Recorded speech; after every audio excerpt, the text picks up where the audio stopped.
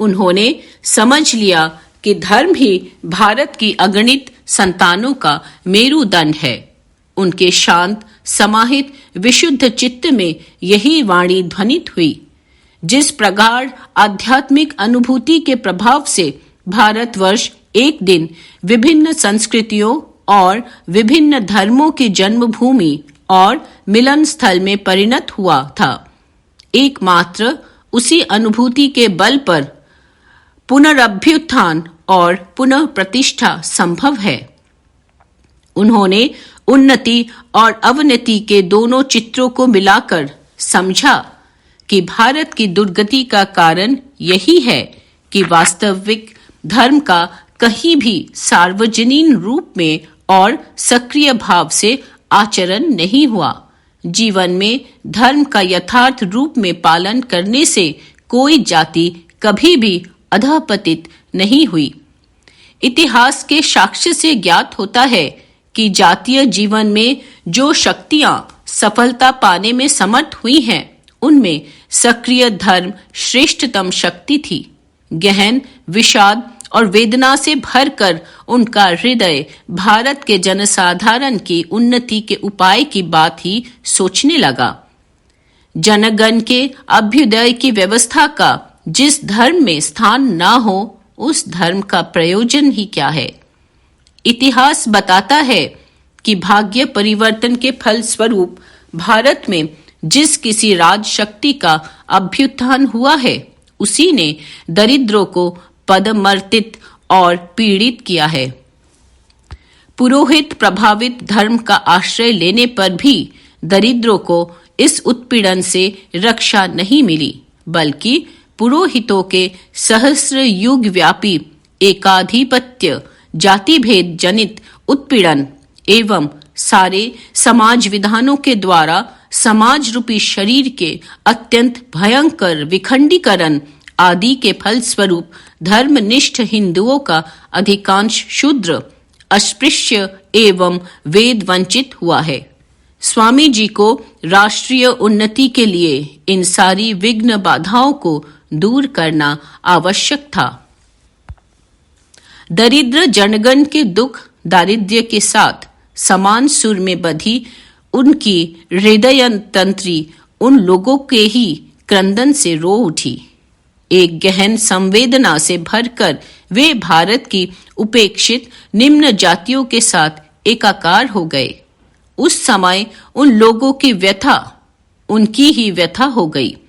उन लोगों का अपमान उनका ही अपमान हो गया। उन लोगों के भाग्य के साथ उनका भी भाग्य एक अविच्छेद्य सूत्र में गूंथ गया। जो लोग अपने को धर्म का संरक्षक मानकर गर्व का अनुभव करते हैं, वे लोग ही युग युगांतर से असंख्य जनसमूह को पैरों तले दबाकर रखना चाहते हैं। इस बात को सोचकर ही वे मर्माहत हो उठे। उस समय का चिंतन कितना एकांतिक और गहन था, उसका कुछ संकेत उनके परवर्ती काल में एक पत्र से मिलता है। उन्होंने शिकागो से अपने गुरु भ्राता स्वामी रामकृष्ण नंद को 29 मार्च 1894 को लिखा है। यह सब देखकर, विशेषकर देश का दारिद्र्य और अज्ञता देखकर मुझे नींद नहीं आती। मैंने एक योजना सोची तथा उसे कार्यान्वित करने का मैंने दृढ़ संकल्प किया। कन्याकुमारी में माता कुमारी के मंदिर में बैठकर, भारत की अंतिम चट्टान पर बैठकर मैंने सोचा कि हम जो इतने सन्यासी घूमते रहते हैं और लोगों को दर्शन शास्त्र की शिक्षा दे रहे हैं, यह सब निरा पागलपन है। क्या हमारे गुरुदेव नहीं कहा करते थे कि खाली पेट से धर्म नहीं होता? वे जो गरीब पशुओं जैसे जीवन व्यतीत कर रहे हैं, उसका कारण अज्ञान है। पाजियों ने युग युग से उनका खून चूस चूस कर पिया है और उन्हें पैरों से कुचला है। भारतवर्ष के लोग भला धन देंगे? इसीलिए मैं अमेरिका आया हूं। स्वयं धन कमाऊंगा और तब देश लौटकर अपने जीवन के इस एकमात्र ध्येय की सिद्धि के लिए अपना शेष जीवन निछावर कर दूंगा। 3 दिनों बाद वे तैरकर पुनः तट भूमि तक पहुंचे और वहां से भारत का पूर्वी समुद्र तट पकड़कर उत्तर की ओर चल पड़े।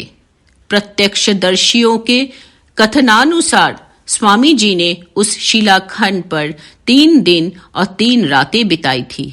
चौथे दिन वे वापस लौटे थे। प्रत्यक्षदर्शियों के अनुभव। पुरानी जीवनियों के अनुसार स्वामी जी त्रिवेंद्रम से रामेश्वरम गए और रामेश्वर का दर्शन करने के बाद कन्याकुमारी आए, किंतु श्री सुंदर राम अय्यर के पुत्र प्रत्यक्षदर्शी त्रिवेंद्रम निवासी श्री के.एस. रामस्वामी शास्त्री ने एक लेख में लिखा है, स्वामी जी हमारे घर कोचीन से आए थे। हमारे घर स्वामी जी 9 दिन तक रुके थे। तब मैं कॉलेज में पढ़ता था। मैं उनकी ओर चुंबक की तरह आकर्षित हुआ था। हमारे पिताजी की उनके साथ धर्म तथा दर्शन शास्त्र के विभिन्न क्लिष्ट विषयों पर गहन चर्चा होती थी। 1892 ईस्वी इसके अंत में स्वामी विवेकानंद त्रिवेंद्रम से भारत के अंतिम छोर पर स्थित कन्याकुमारी गए। समुद्र तट के पास ही एक मनोरम शिलाखंड था जिससे समुद्र की लहरें टकराती थी। वे वहां जाकर आसेतु हिमाचल भारत माता का ध्यान करना चाहते थे, पर समुद्र हांगर शार्क नामक समुद्री हिंस्र मछली से भरा था। नाम लेकर शिलाखंड पर चले गए। माझी ने एक आना मांगा, किंतु स्वामी जी के पास एक फूटी कौड़ी तक नहीं थी। अतएव साहसपूर्वक तैरकर समुद्र पार कर शिलाखंड पर जा पहुंचे और वहां जगन माता कन्याकुमारी की आनंदमयी मूर्ति के ध्यान और जन्मभूमि भारत माता के गहन चिंतन में रात्रि यापन की। सूर्योदय होने के पश्चात वे तटभूमि पर लौट आए। स्वामी जी कन्याकुमारी से पैदल रामनाथ पौंडीचेरी होते हुए मद्रास पहुंचे। स्वामी श्रद्धानंद रचित अतितेर स्मृति ग्रंथ से ज्ञात होता है कि स्वामी विरजानंद जब कन्याकुमारी गए तब श्री राम सुब्बा अय्यर नामक एक सज्जन से उनका परिचय हुआ था। उन्होंने विरजानंद महाराज को उस शिलाखंड की ओर उंगली निर्देश करते हुए कहा कि उन्होंने स्वामी जी को 3 दिनों तक शिलाखंड पर घंटों ध्यान करते देखा था। श्री सदाशिव पिल्लई इन 3 दिनों के ध्यान के प्रत्यक्ष दृष्टा थे। उन्होंने स्वामी जी को पैदल कन्याकुमारी आते देखा था। स्वामी जी के व्यक्तित्व से प्रभावित हो वे स्वामी जी के दृष्टि रखते हुए उन्होंने स्वामी जी को तैरकर शिलाखंड पर जाते देखा था। जब स्वामी जी शाम को वापस नहीं लौटे तब वे चिंतित हुए। दूसरे दिन वे स्वामी जी के लिए भोजन आदि लेकर गए। वहां उन्होंने स्वामी जी को ध्यान करते देखा था। उन्हें वापस लौटने के लिए कहने पर स्वामी जी ने उन्हें मना कर दिया। भोजन आदि के संबंध में पूछने पर स्वामी जी ने उन्हें परेशान न करने को कहा और उनकी इच्छा होने पर दूध और फल पहुंचा देने को कहा, ताकि स्वामी जी जब चाहे तब उसे ग्रहण कर सके। कुछ लोग स्वामी जी को चौथे दिन नौका से किनारे पर वापस ले आए थे। वहां उन्होंने देखने लोगों की भीड़ जमा हुई। उन्होंने स्वामी जी तथा उनके शिलाखंड पर किए तपस्या के बारे में जानना चाहा। उस पर स्वामी जी ने केवल कहा कि वे श्री रामकृष्ण परमहंस के शिष्य हैं और उनके बारे में सारा विश्व शीघ्र ही जान जाएगा। तपस्या के बारे में उन्होंने कहा कि इतने सालों से वे भौतिक तथा मानसिक दृष्टि से जिसे खोज रहे थे उसकी उन्हें वहां उपलब्धि हुई है। बंगला जीवनीकार प्रमथनाथ बाबू के मतानुसार उन दिनों ऐसी अनुश्रुति थी कि कन्याकुमारी में स्वामी जी ने मन्मथनाथ भट्टाचार्य की अल्प वयस्का पुत्री की कुमारी के रूप में पूजा की थी। वर्षों जिस वस्तु को वे भौतिक तथा मानसिक रूप से संपूर्ण भारत में खोज रहे थे, उसे उन्होंने उस शिलाखंड पर पाया था। इससे यह निष्कर्ष निकलता है कि स्वामी जी ने उस शिलाखंड पर 24 से 26 दिसंबर 1892 तक 3 दिन बिताए थे। इसके उपरांत स्वामी जी पैदल रामनाथ निकल पड़े। विवेकानंद शिला स्मारक, कन्याकुमारी। स्वामी जी उस शिलाखंड पर 3 रात भारत माता के उत्थान के गहन चिंतन में डूबे हुए।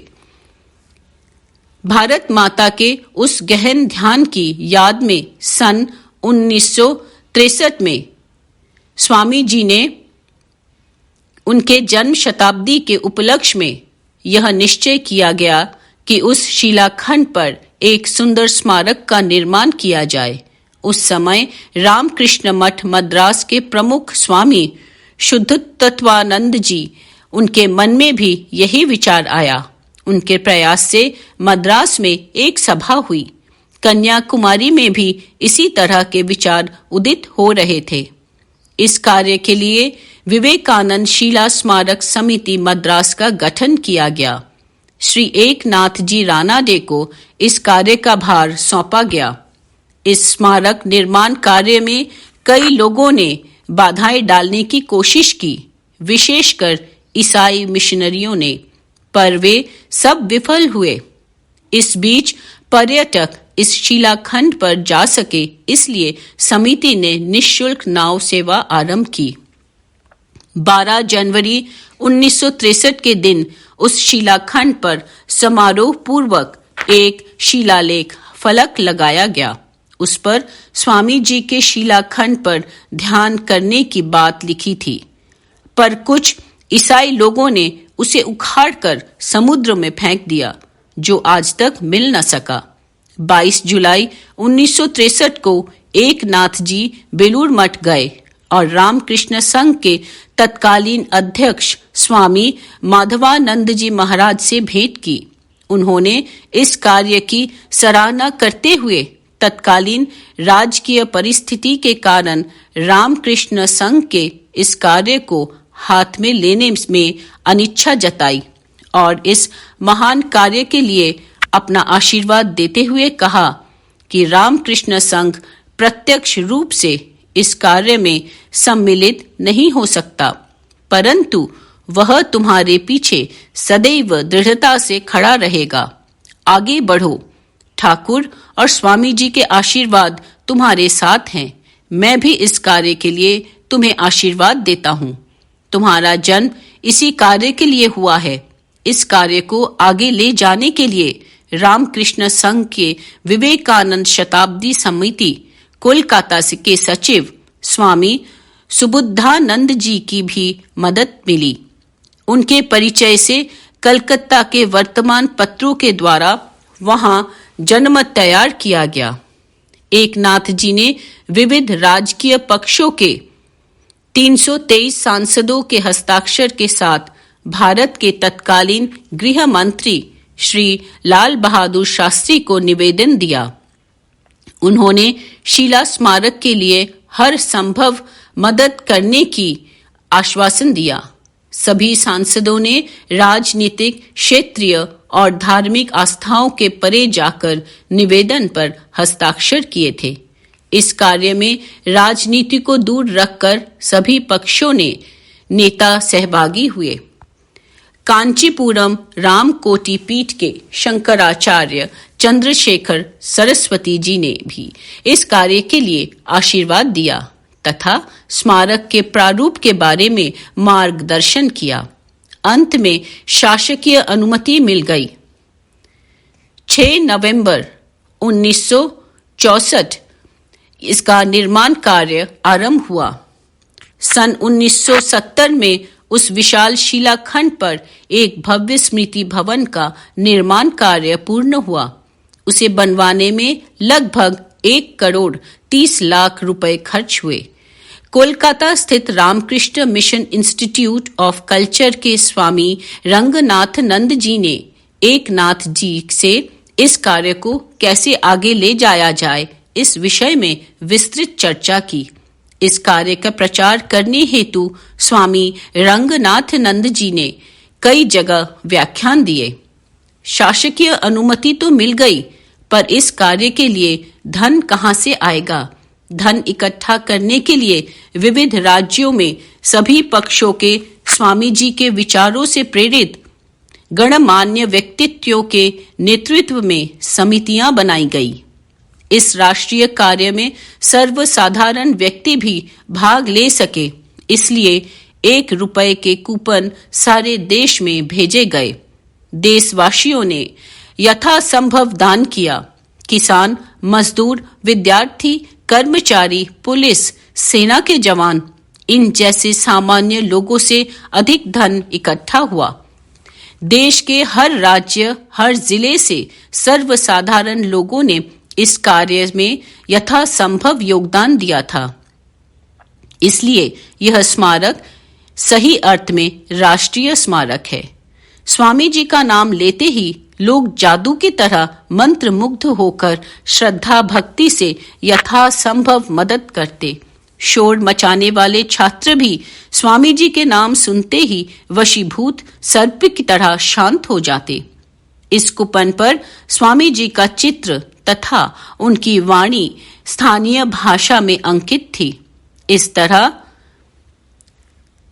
84 लाख रुपए इकट्ठे हुए थे।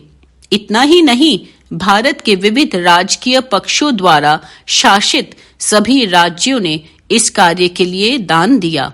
यह कार्य कभी भी धन के अभाव में रुका ही नहीं। पहला दान चिन्मय मिशन के स्वामी चिन्मयानंद जी महाराज ने 10,000 रुपए देकर किया था। इस कार्य में उद्योगपतियों का भी योगदान मिला। जय स्वामी जी महाराज जी की जय।